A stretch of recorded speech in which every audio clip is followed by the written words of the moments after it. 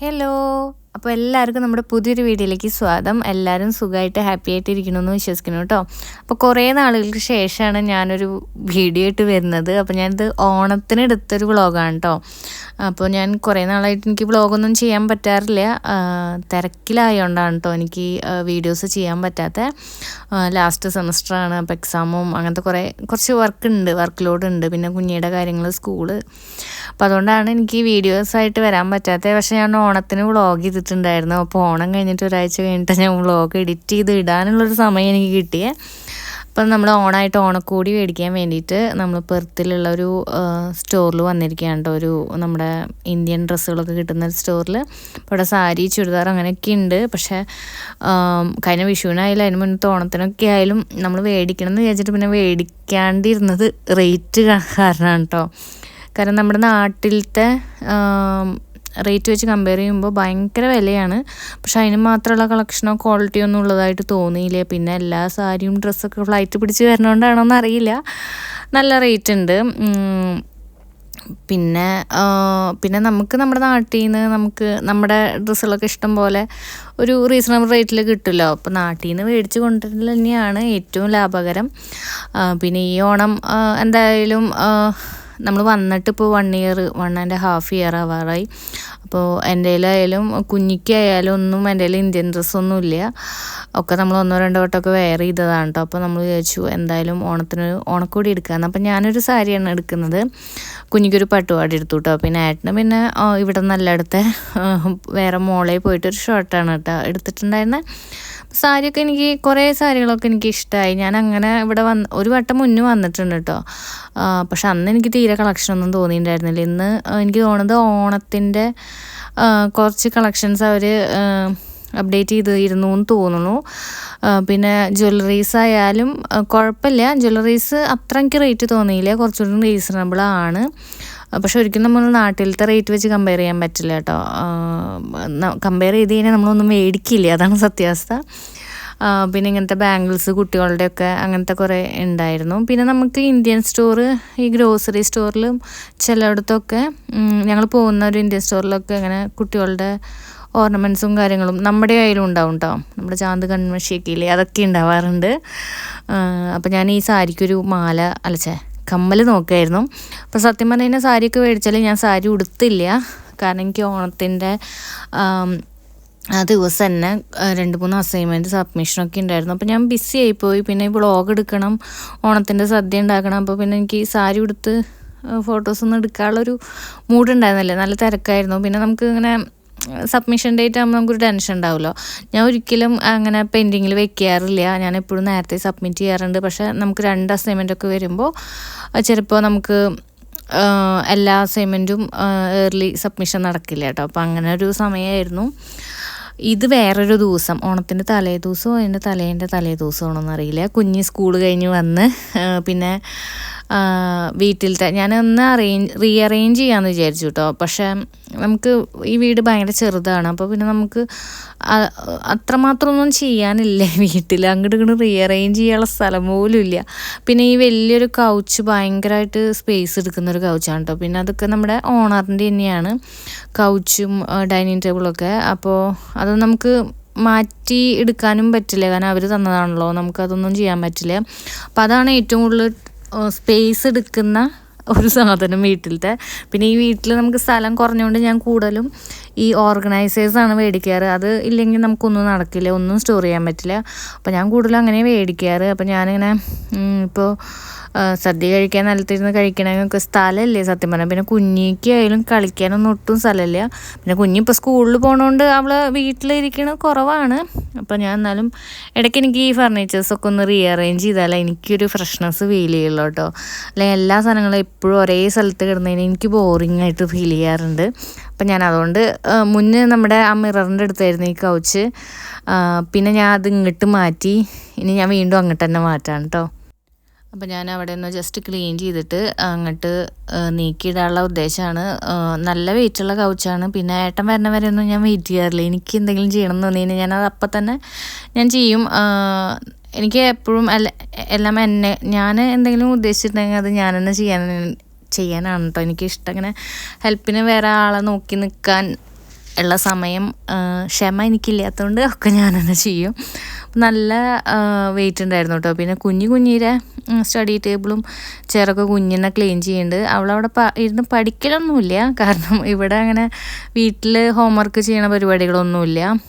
എന്നാലും അവൾക്ക് എന്തെങ്കിലും അവൾക്ക് ക്രാഫ്റ്റും ഡ്രോയിങ്ങും ഒക്കെ ഇഷ്ടമാണ്. അപ്പോൾ അത് ചെയ്യാൻ വേണ്ടിയിട്ടാണ് ഈ ടേബിളും ചെയറും മേടിച്ചത്. പക്ഷെ അവളവിടെ ഇരിക്കാറില്ല.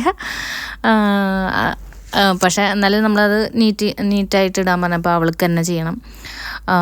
പണ്ടൊക്കെ എപ്പോഴും അവൾ എൻ്റെ പിന്നാലെ നടന്ന് എന്നെ ഹെൽപ്പ് ചെയ്യൽ തന്നെയായിരുന്നു പണി. ഇപ്പോൾ സ്കൂളിൽ പോയതുകൊണ്ട് അങ്ങനത്തെ ഒന്നും അധികം ചെയ്യാറില്ല. കാരണം സ്കൂൾ വിട്ട് വന്ന് കുറച്ച് കഴിയുമ്പോഴേക്കും ഭക്ഷണം കഴിച്ച് അവൾ ഉറങ്ങും കേട്ടോ. കാരണം അത്യാവശ്യം നല്ല ഫിസിക്കലി ആക്റ്റീവാണ് കുട്ടികൾ കൊടുത്ത സ്കൂളിൽ. അവർ പഠിക്കുന്നതൊന്നും അവർ അറിയുന്നില്ല, കാരണം എല്ലാം അങ്ങനെ ഒരു ഗെയിം ബേസ്ഡ് ആയിട്ടാണ് അവരെ പഠിപ്പിക്കുക. അപ്പോൾ അവർക്ക് തന്നെ അറിയണ്ടാവില്ല അവർ പഠിക്കുകയാണെന്ന് കേട്ടോ. പിന്നെ കുറച്ചൊക്കെ ഇരുത്തി പറഞ്ഞു കൊടുക്കലൊക്കെ ഉണ്ട്.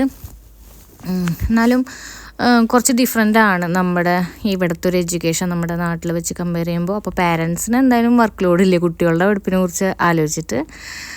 അപ്പോൾ കുഞ്ഞ് അവിടെ ഇരുന്ന് ചെയ്യുന്നുണ്ട്. ഞാനാന്ന് വെച്ച് കഴിഞ്ഞാൽ അവിടെ അതിൻ്റെ ഇടയിലുണ്ടായിരുന്ന ഫർണിച്ചേഴ്സൊക്കെ ഇങ്ങോട്ട് നീക്കിയിട്ട് വേണം നമുക്കിത് അങ്ങോട്ട് മൂവ് ചെയ്യാൻ. അപ്പോൾ അതിൻ്റെ ഒരു ഇതിലാണ്. പിന്നെ അവിടെയൊക്കെ ഇവിടെ ഈ വീട്ടിലെന്താണെന്ന് വെച്ച് കഴിഞ്ഞാൽ നമുക്ക് ഈ വിൻ്റർ ഇപ്പോൾ സ്പ്രിങ് ആണ് കേട്ടോ. അപ്പോൾ വിൻ്റർ കഴിഞ്ഞ് കഴിഞ്ഞാൽ ഈ വോളുമൊക്കെ ഒരു മോൾഡ് പോലെ ഉണ്ടാവും. അപ്പോൾ നമ്മളതൊക്കെ ക്ലീൻ ചെയ്യണം, ഇല്ലെങ്കിൽ പിന്നെ നമുക്കിങ്ങനെ ജലദോഷം അങ്ങനത്തെ കാര്യങ്ങളൊക്കെ വരും. അപ്പോൾ നമ്മളോട് ഓണറായാലും പറഞ്ഞിട്ടുണ്ടായിരുന്നു അങ്ങനെ വരുന്നുണ്ടെങ്കിൽ വേഗം ക്ലീൻ ചെയ്ത് കളയണം, കാരണം കുട്ടിയൊക്കെ ഉള്ളതല്ലേ. കാരണം ഞാൻ നീക്കിയിട്ട് നീങ്ങുന്നുണ്ടായിരുന്നില്ല. അവസാനം എനിക്കൊരു ഐഡിയ തോന്നി, ഇത് പാർട്ടാക്കിയാലോ, 2 എണ്ണമായിട്ട് സ്പ്ലിറ്റ് ചെയ്താൽ കുറച്ചുകൂടി മൂവ് ചെയ്യാൻ എളുപ്പമുണ്ടല്ലോ. അങ്ങനെ അതൊക്കെ താങ്ങി പിടിച്ച് പൊന്തിച്ച് സ്പ്ലിറ്റ് ആക്കി കേട്ടോ.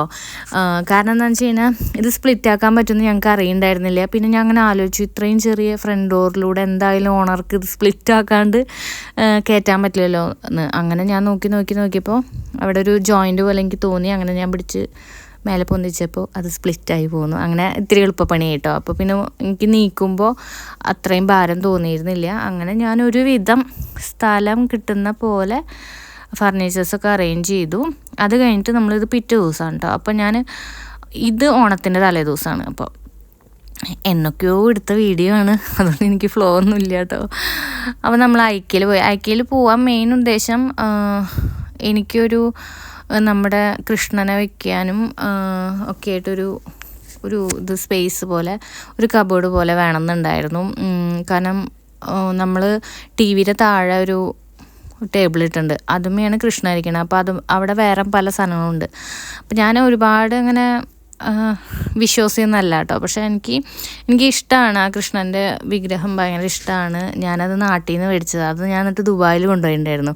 എന്നിട്ട് ദുബായിൽ നിന്ന് ഞാൻ കാർഗോയിലാണ് ആ കൃഷ്ണനെ ഇങ്ങോട്ട് അയച്ചിട്ടുണ്ടായിരുന്നത്. പക്ഷെ ഒരു തട്ടൊന്നും പറ്റിയില്ല കേട്ടോ. ആളിങ്ങനെ പീലിയൊക്കെ വെച്ചിട്ട് ഒരു കേടുപാടും കൂടാണ്ട് ഇങ്ങോട്ട് വന്നു. അപ്പോൾ ഞാൻ വിചാരിച്ചു അങ്ങനെ ഒരു കബോർഡ് മേടിക്കാം. അപ്പോൾ ഞാനതൊരു വീഡിയോയിൽ കണ്ടതാണ് കേട്ടോ. അങ്ങനെ നമുക്ക് സ്പേസ് ഇല്ലെങ്കിൽ ഇങ്ങനെ ഒരു പൂജാ സ്പേസ് പോലെ ഉണ്ടാക്കാൻ ഇങ്ങനെ കബോർഡിൽ സെറ്റ് ചെയ്യാൻ പറ്റുമെന്ന്. അങ്ങനെ ഞാനത് ഐക്യയിൽ മേടിക്കാൻ പോയതാണ്.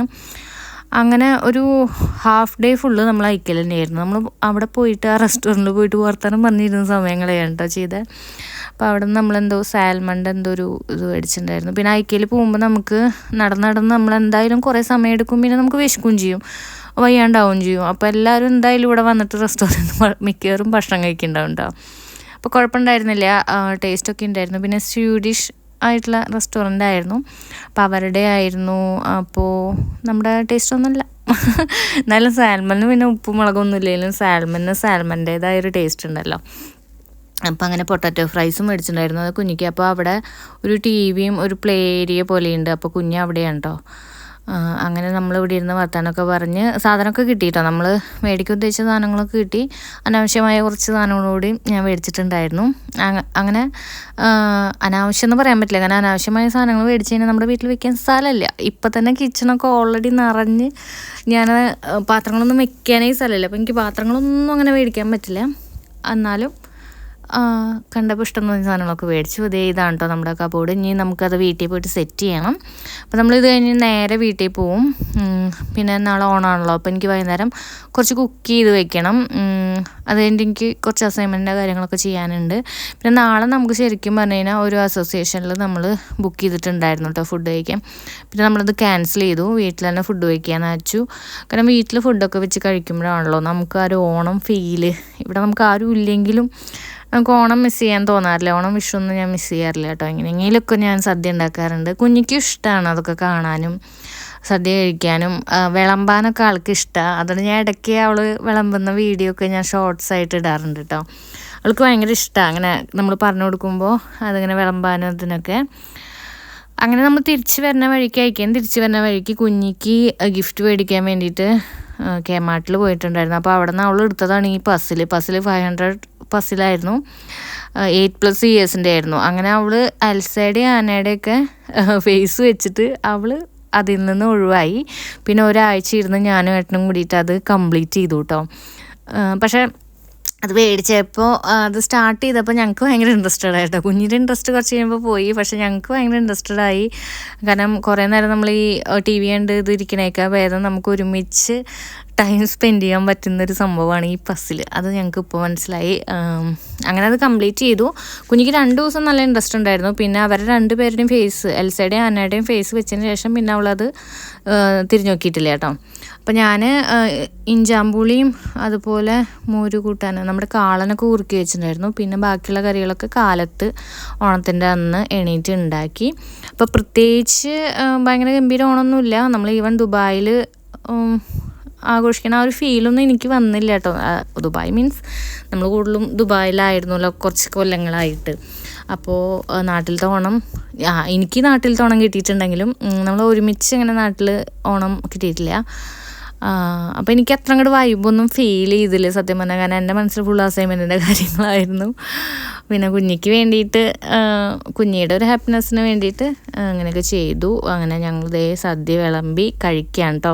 അപ്പം അതൊന്നും ഞാൻ കൂടുതലായിട്ട് വീഡിയോസൊന്നും എടുത്തിട്ടില്ല സത്യം പറഞ്ഞു കഴിഞ്ഞാൽ. പിന്നെ വിശന്നിട്ട് ഞാനും ഏട്ടനും വേഗം ഫുഡൊക്കെ കഴിച്ചു. കുഞ്ഞിക്ക് ആദ്യം വിളമ്പി കൊടുത്തു. അപ്പോൾ അവൾക്ക് ഇങ്ങനെ ഇലയിലൊക്കെ ഇരുന്ന് കഴിക്കാനൊക്കെ ഇഷ്ടമാണ്. അപ്പോൾ കുറച്ചൊക്കെ കഴിക്കുകയും ചെയ്യും. പിന്നെ അവൾക്ക് ഈ ഡ്രസ്സ് ചെയ്യാനും മേക്കപ്പ് ചെയ്യാനും ഒക്കെ ഇഷ്ടമാണ്. കുറേയൊക്കെ എൻ്റെ അതേപോലെ തന്നെയാണ്. അപ്പോൾ ഇതായിരുന്നു നമ്മുടെ ഓണത്തിൻ്റെ വിശേഷങ്ങൾ. കുറച്ച് വൈകിയെങ്കിലും ഞാൻ വീഡിയോ അപ്ലോഡ് ചെയ്യുന്നുണ്ട്, എല്ലാവരും കാണണം. അപ്പോൾ നമുക്ക് പുതിയ വിശേഷങ്ങളായിട്ട് വേറെ വീഡിയോയിൽ കാണാം. എൻ്റെ കോഴ്സ് നവംബറിൽ കഴിയും കേട്ടോ. അപ്പോൾ അതിന് ശേഷം ഞാൻ കൂടുതലും വീഡിയോസായിട്ട് വരുമെന്ന് ഞാൻ വിചാരിക്കുന്നു. എന്തായാലും ഷോർട്സും കാര്യങ്ങളൊക്കെ ഞാൻ ഇടുന്നുണ്ട്. അപ്പോൾ സപ്പോർട്ട് ചെയ്യുന്നവർക്ക് എല്ലാവർക്കും ഒരുപാട് നന്ദിയുണ്ട്. കാരണം ഓണത്തിനൊക്കെയാണ് എനിക്ക് എൻ്റെ യൂട്യൂബ് സത്യം പറഞ്ഞാൽ ഒന്ന് കയറിപ്പോയി. ഓണം വിഷു ടൈമിലാണ് കൂടുതൽ നമ്മുടെ സെറ്റ് മുണ്ടിൻ്റെയും സാരിയുടെയൊക്കെ വീഡിയോസ് ആൾക്കാർ കുറേ കാണും കേട്ടോ ഈ ഓണ സമയത്തിലൊക്കെ. അപ്പോൾ ഓണത്തിനും വിഷുവിനും എപ്പോഴും എനിക്ക് യൂട്യൂബിൽ നിന്നും ഒരു ബോണസ് കിട്ടാറുണ്ട്. അപ്പോൾ ഞാൻ എന്തായാലും യൂട്യൂബ് നിർത്തിപ്പോകുന്നില്ല കേട്ടോ, അങ്ങനെ ആരും വിചാരിക്കില്ല. അപ്പോൾ നമുക്ക് അടുത്ത വീഡിയോയിൽ കാണാം. അതുവരേക്കും till then take care, by.